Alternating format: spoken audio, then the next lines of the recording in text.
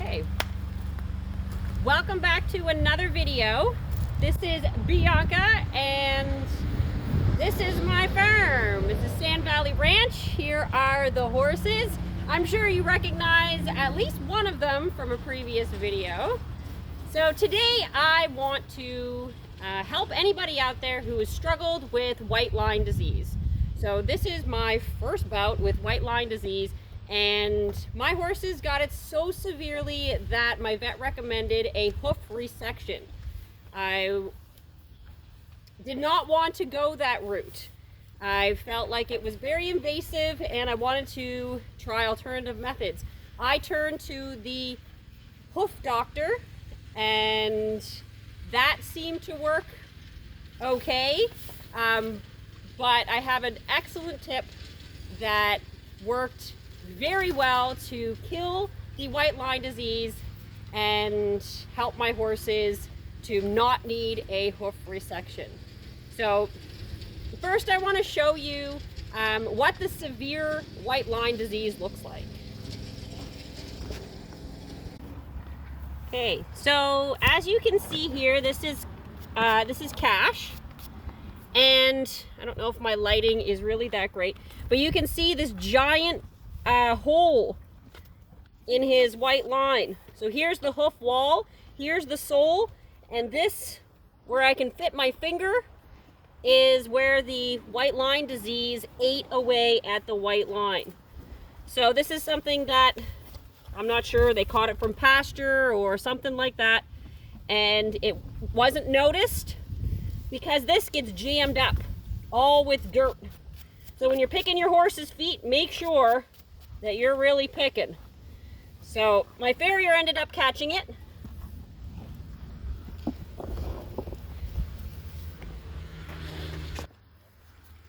Okay, so my farrier was the one that initially found the white line disease after two of my horses ended up going lame. So here's what my boyfriend suggested.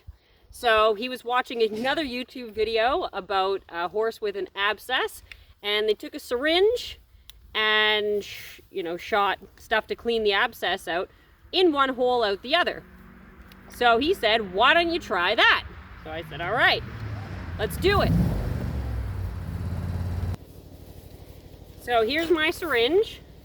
This is 99% isopropyl, which is very strong alcohol. So I take my syringe, suck it full,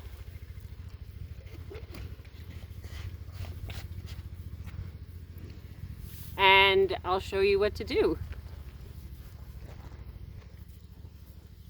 Okay, so here we have Gurl, and Gurl had actually still has, the worst of the white line disease.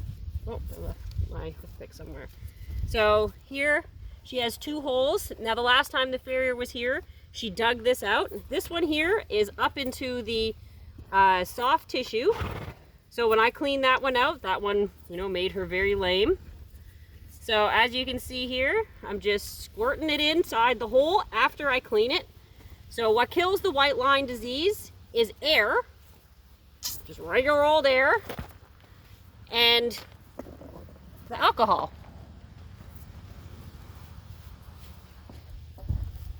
So the white line disease is a bacteria.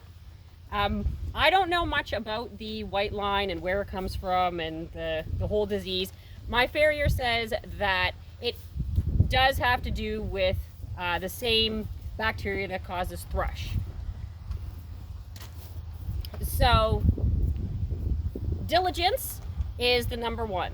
So every day I pulled all of my horses out of the paddock, cleaned out their feet, let their feet dry, squirted them with alcohol inside all of the holes, and let that dry. Then I treated it with the Hoof Doctor and let that dry. The horses spent about an hour outside of the paddock just letting their feet dry. It was it was a lot of work. I did that every single day, but I really wanted to avoid the hoof resection. I did not want to put my horses through that, and I felt like where we're going into a wet season, I didn't want to have the hoof exposed to, you know, everything and anything that could get inside the hoof during the wet season.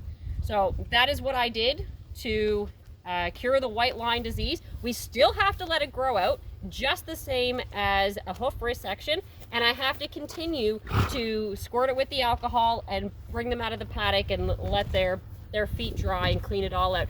Now, as their foot grows, it actually grows out. So both Gurl and Cash had it on more than one foot.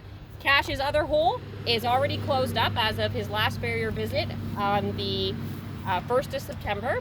And one on Gurl's back foot has already closed up. So we are on the path to having good feet again.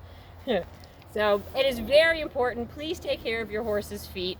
And if this is able to help at least one person, then, you know, I've done my job, and I feel like we're all good.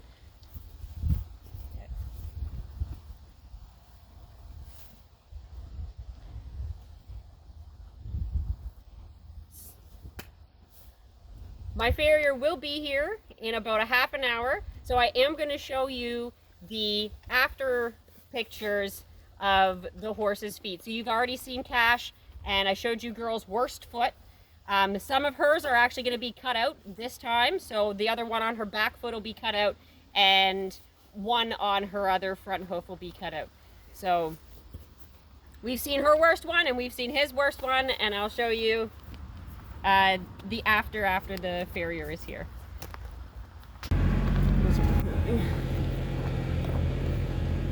Okay, so we got the tractor running here, but this is Cash's hoof after the farrier, and I'm just taking the alcohol and running it in the spot that has the damage. So you can see that there. See how he's cut so that I can access it. Sorry, there's lots of flies here. So it is cut high on that wall. So, yeah. So I can access it. Anyway, if I find something better to say, then I'll just record over top of this. So let's check out Gurl. Actually, he's got one more foot. Here, back up. Back up. Back up. Thank you. Okay. So now we've got Gurl's foot, and Gurl is pretty sore. So hopefully I can get it up long enough. Here, easy.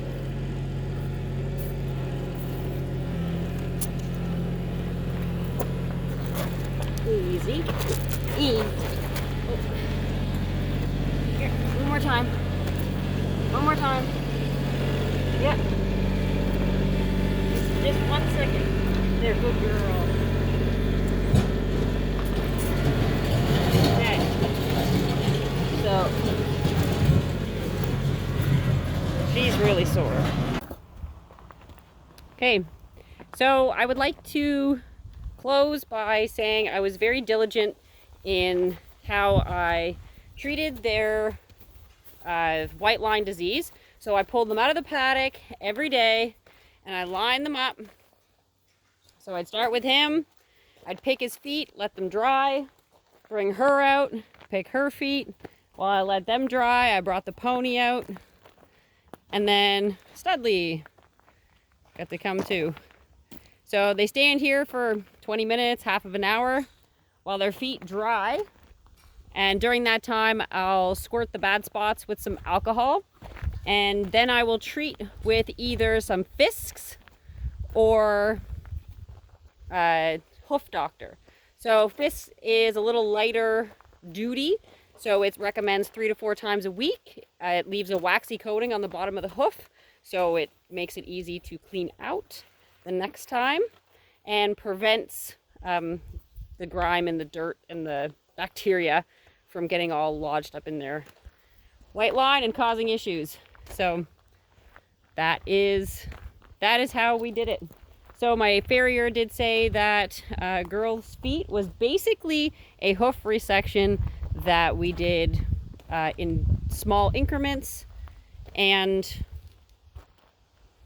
so without the invasive like surgery into grinding it all out. So she was not dead lame, just a little bit. So anyway, thank you very much for watching. I hope this was helpful in some way. I hope that somebody gets some use out of it somewhere, and you can try to avoid the vet costs of a hoof resection and just use a little isopropyl and some Fisks or Hoof Doctor. Thank you for watching from me and my horses here at Sand Valley Ranch. Peace.